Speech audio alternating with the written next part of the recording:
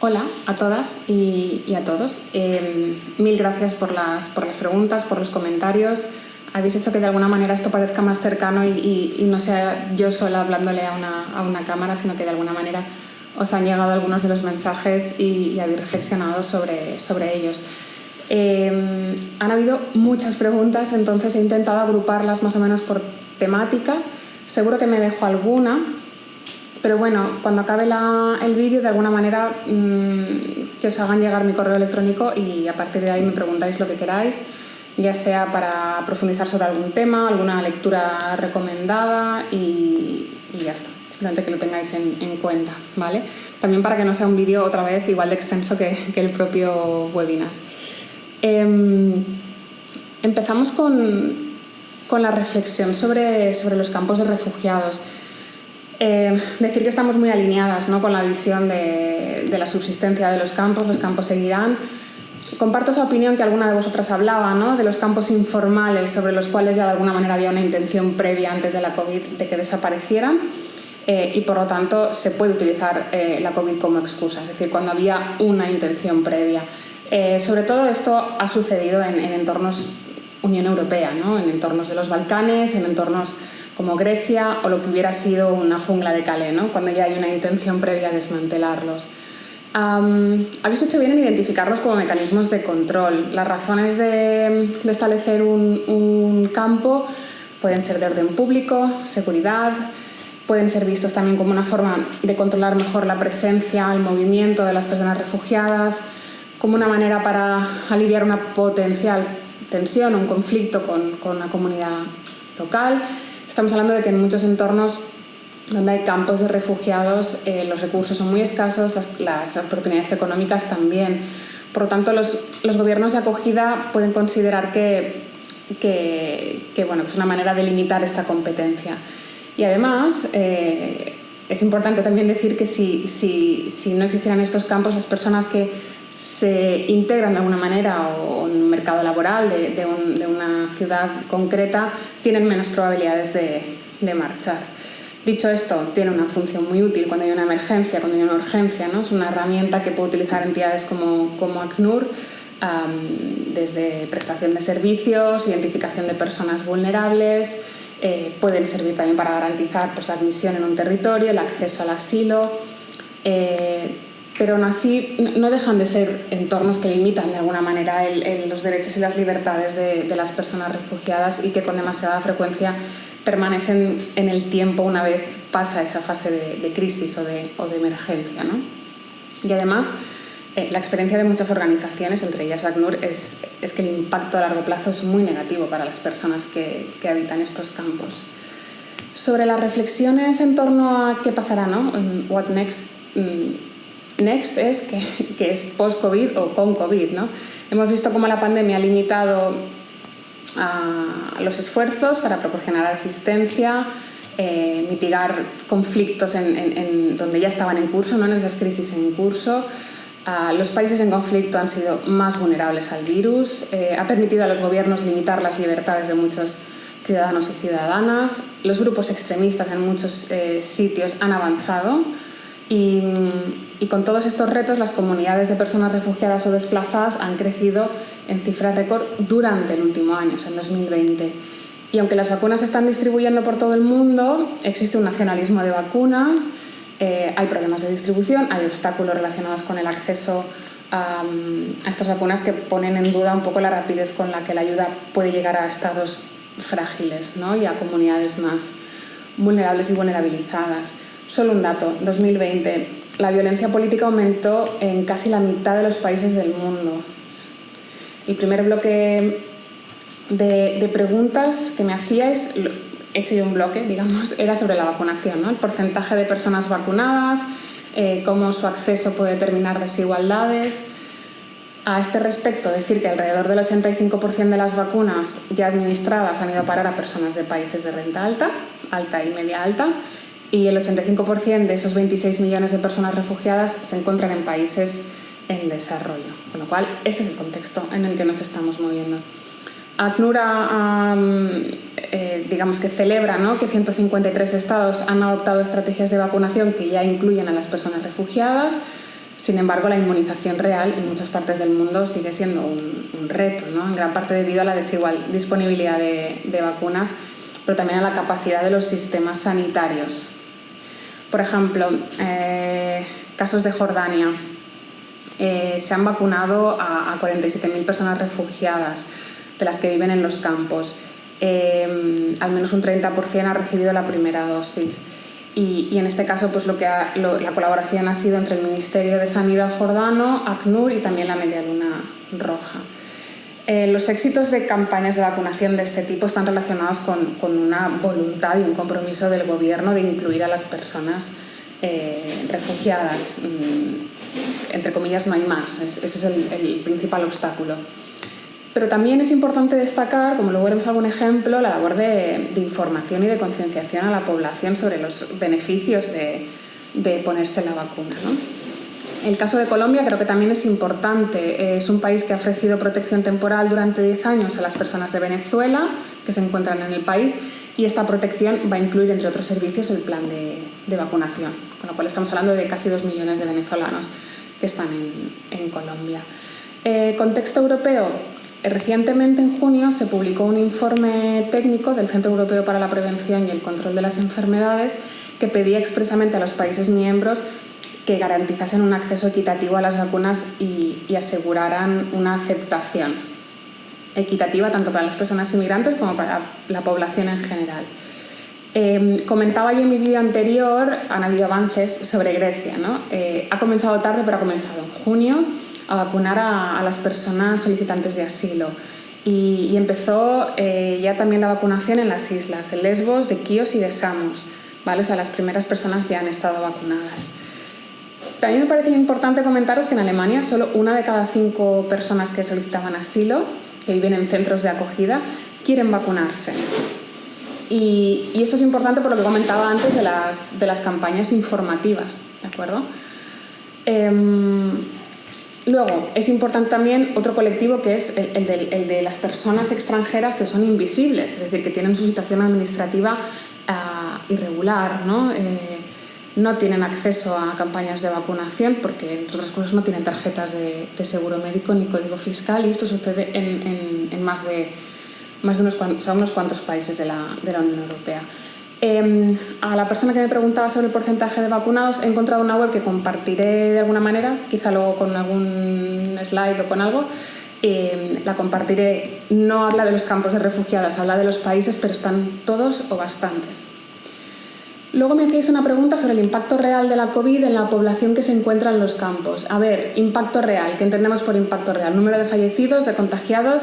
Yo no he podido encontrar unas cifras homogenizadas, globales. Es muy difícil disponer de información verídica. Habría que o bien ir país por país y buscar a través de las web de los ministerios de Sanidad, o, dependiendo del país, organizaciones que gestionan los campos, y eso es lo que nos interesa.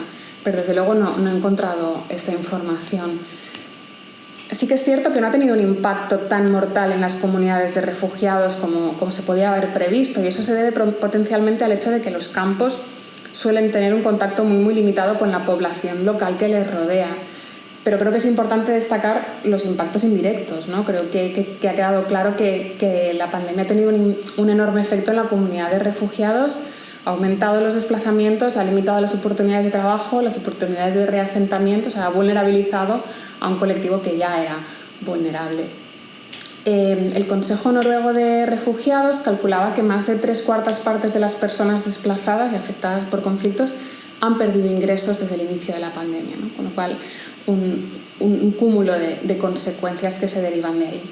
Y también, gracias por la pregunta del impacto en la infancia y la juventud, también añadiría que en las mujeres, ya que las consecuencias de la pandemia han sido especialmente devastadoras, porque por un lado la crisis, como decía, empeoraba las condiciones socioeconómicas, pero también se han cerrado escuelas y esto amenazaba la seguridad y el bienestar de mujeres y niños. ¿En qué forma se adoptaba esta inseguridad, ¿no? Pues ACNUR, por ejemplo, informaba de abusos a niños y niñas desplazadas por parte de sus cuidadores o cuidadoras, que se había duplicado con creces en 2020. mientras que los informes sobre un mayor número de familias desplazadas que recurren a obligar a sus hijos a contraer matrimonios infantiles, también había aumentado. Aumentaron las separaciones de niños de sus padres y la proporción de solicitudes de asilo por niños, por infancia, por menores no acompañados. Ayer justo leía un par de titulares de UNICEF, que también ahí podéis encontrar bastante información sobre el impacto en los niños. Ha aumentado en 150 millones los niños que están viviendo en la pobreza multidimensional, que llaman, ¿no? Sin acceso a servicios esenciales desde que inició la pandemia. Y alrededor de 463 millones de niños en el mundo no tuvieron un acceso durante la COVID a aprendizaje, ¿no? Una educación online, en línea, casi 500 millones. Luego, en relación a la pregunta sobre la retirada de las organizaciones internacionales de los campos, aclarar que no fue una retirada total, pero sí que se limitó, ¿no? Y lo que destaqué en el webinar fue un poco esa limitación, pensar que el mundo se paralizó, ¿no? De alguna manera. Habían servicios mínimos y básicos, como mencionábamos. Pero bueno, de alguna manera estas organizaciones tuvieron que tirar de ingenio para intentar proporcionar atención sanitaria a las personas refugiadas, porque muchas veces los confinamientos de los campos impedían que las personas pudieran llegar a los consultorios o a las unidades móviles que normalmente prestaban este servicio. La movilidad se paralizó, ¿no? El acceso a los campos, la distribución de productos básicos, o sea, la cadena de distribución también se paraba, ¿no? Y por lo tanto no es una negligencia propia de las organizaciones. Otro bloque de preguntas, o al menos así lo he agrupado yo, giraban en torno a la acción o a la inacción de la Unión Europea y un poco la previsión de futuro o qué opinaba yo, ¿no? Creo que es necesario recordar que antes de la crisis sanitaria el derecho de asilo ya se encontraba en una situación cuando menos precaria, con vulneraciones sostenidas. Y en este contexto, bueno, el mundo post-COVID, o como decía, con COVID, no se perfila muy halagüeño, que digamos, ¿no? El cierre de fronteras ha tenido un impacto especialmente duro para las personas que necesitaban esa protección internacional, los ha dejado sin posibilidades de acceder a esa protección. Y evitar que esta situación se convierta en la nueva normalidad pues es la clave, ¿no? Para garantizar el derecho de asilo y proteger a las personas que lo necesitan. Con esta vuelta a la normalidad, la COVID no se tiene que utilizar como excusa para aplicar políticas de control migratorio. No puede servir para justificar ni tolerar la cronificación de situaciones de extrema vulnerabilidad y no puede servir tampoco para ir desmontando de alguna manera un sistema internacional de protección que se empezó a construir hace más de medio siglo. Me preguntabais si se preveían que más países limitaran el asilo a personas de nacionalidad siria, como hizo Dinamarca, ¿no? Sí creo que se endurecerán los mecanismos de control de fronteras, sí creo que se van a habilitar vías seguras, ¿no? Más o menos estas eran las preguntas. Y ya anticipo que lamento ser pesimista, pero las respuestas a muchas de estas preguntas las encontramos en el nuevo Pacto sobre Migración y Asilo, que se presentó en 2020, el año pasado. El documento identifica los problemas que han marcado los últimos años de desarrollo de la agenda migratoria, falta de solidaridad entre Estados miembros, ineficacia del retorno, de las políticas de retorno, los dispares sistemas de asilo entre Estados miembros, pero no ofrece muchas respuestas, ¿no? De hecho, lo que demuestra este nuevo documento es ese cortoplacismo, ¿no? Esa poca ambición por parte de la Comisión de intentar desarrollar al menos ya no una política migratoria, que parece como muy ambicioso, sino un marco de mínimos, ¿no? Un marco compartido de mínimos para gestionar la migración.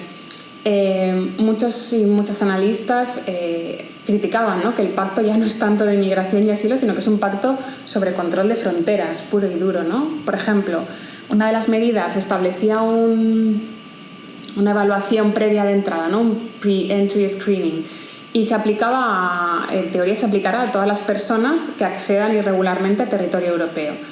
Y con esto se quiere determinar de una manera rápida qué personas pueden ser sujetas de protección internacional y cuáles no. Las que pueden ser sujetas se siguen las pautas, en teoría establecidas para la solicitud de asilo. Para la segunda se abre un proceso fronterizo de retorno inmediato.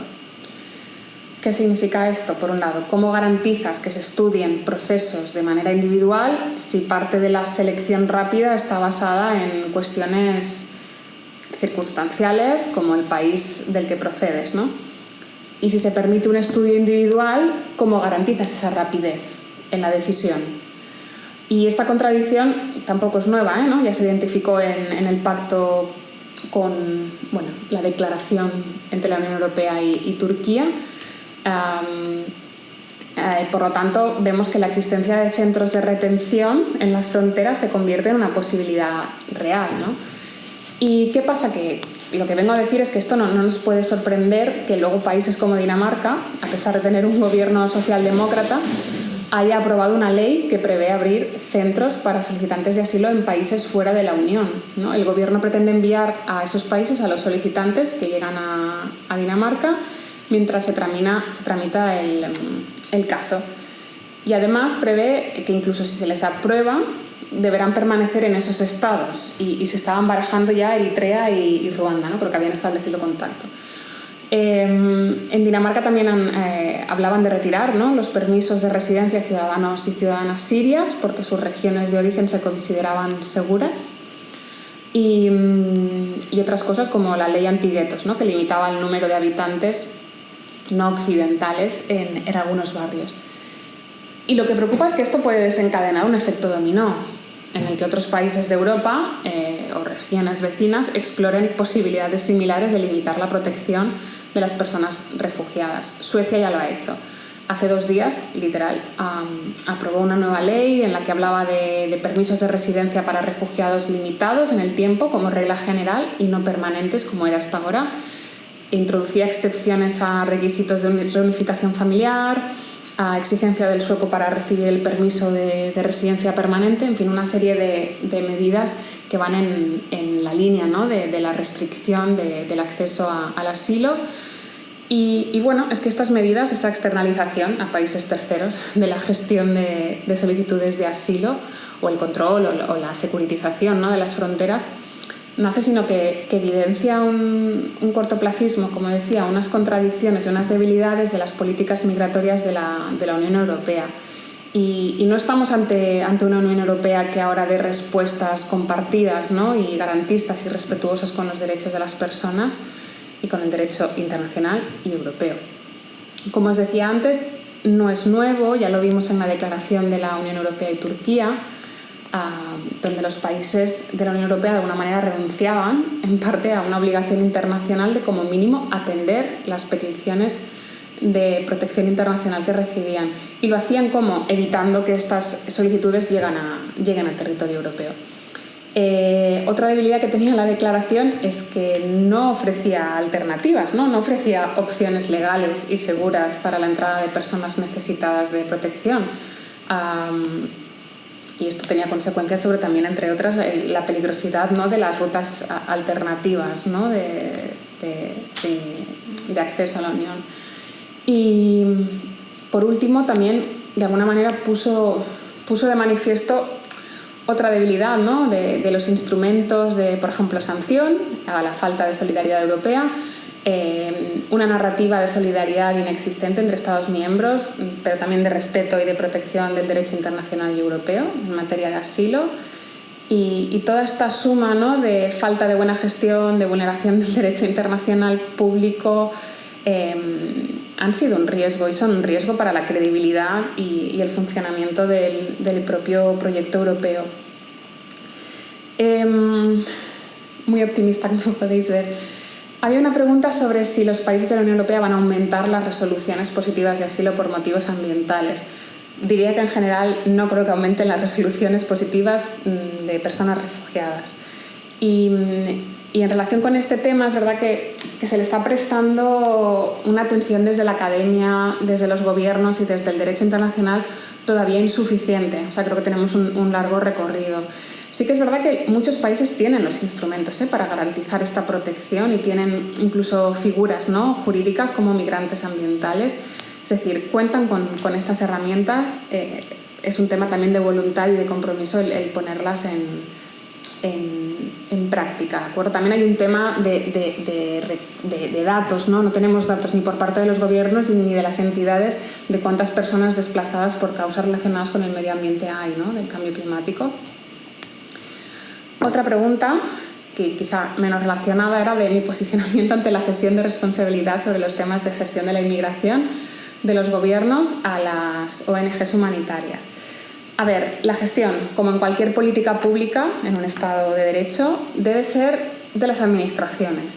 Entonces, la prestación puede contar, como no, con la colaboración de entidades expertas, con experiencia, con expertise. Entonces, para mí el modelo que hay que plantear no es con o sin, no es todo blanco o negro, sino cómo, de qué manera y cuándo, en qué momento pueden contribuir estas entidades, estas organizaciones a garantizar que los servicios y las prestaciones para las personas, en este caso solicitantes de asilo, se cumplan, ¿no? Que haya un control, una especie de evaluación y que se fomente al final la inclusión social, ¿vale? ¿De acuerdo? O sea, para mí no es un modelo dicotómico de sí o no. Y luego me hacíais una pregunta de la que yo tampoco tengo... a ver, un segundo, perdonad. Vale. Las opciones administrativas que habían tenido las personas refugiadas o no, ¿no? Como poníais el ejemplo del ingreso mínimo vital. A ver, esto sin duda lo podía resolver mejor cualquier persona que trabaje en la comisión y a ver, yo sé que la iniciativa para facilitar y priorizar las autorizaciones de trabajo para personal sanitario, aquello que salió, ¿no?, de terceros países en situación regular y residiendo en España, no excluía en su borrador a las personas solicitantes de protección internacional y habría un espacio un poco para avanzar en la homologación de títulos. Pero finalmente esta medida no prosperó, o sea que por aquí perdimos una oportunidad. En el caso del ingreso mínimo vital sucedió algo parecido. Las personas solicitantes de asilo estaban incluidas en el borrador, pero se eliminó su mención explícita en el documento finalmente aprobado. Me consta que a nivel autonómico o local han existido y existen ayudas a las que se han podido acoger las personas solicitantes de protección internacional y refugiadas, sin esa limitación que establecía el ingreso mínimo vital que exigía la residencia legal o ininterrumpida durante un año en España. Os pongo el ejemplo de la renta garantizada de ciudadanía, y creo que eso es a nivel Cataluña, y por ejemplo en el País Valencià la renta de garantía de inclusión social tenía como destinatarios, entre otros, a las personas refugiadas o solicitantes de asilo. Y creo que, pues, ya que aprovecho la pregunta para decir que debemos reconocer que las limitaciones a la movilidad han supuesto un freno a los servicios de formación o atención presencial que las entidades prestaban a las personas en el sistema de acogida, pero se han mantenido algunas formaciones profesionales online, se ha reforzado el aprendizaje de la lengua a través de medios, pues, online también, telemáticos, se ha mejorado el apoyo de atención psicológica. La pandemia de alguna manera ha supuesto nuevas formas de atención, ¿no? Y aquí las entidades pues también han sido imaginativas y se han tenido que espabilar. Atención telefónica con cita previa, servicio de traducción simultánea para atender cuestiones relacionadas con la atención, etcétera. Con lo cual, reconocer el esfuerzo de las entidades en este ámbito. Perdonad si he ido muy rápido, no quería alargarme mucho. Recordaros que os pasaré mi correo electrónico y si me he dejado alguna pregunta, pues me escribís y sin problema comentamos por correo. De nuevo, agradeceros a todas el interés en la temática y espero poder coincidir en algún momento pronto. Gracias.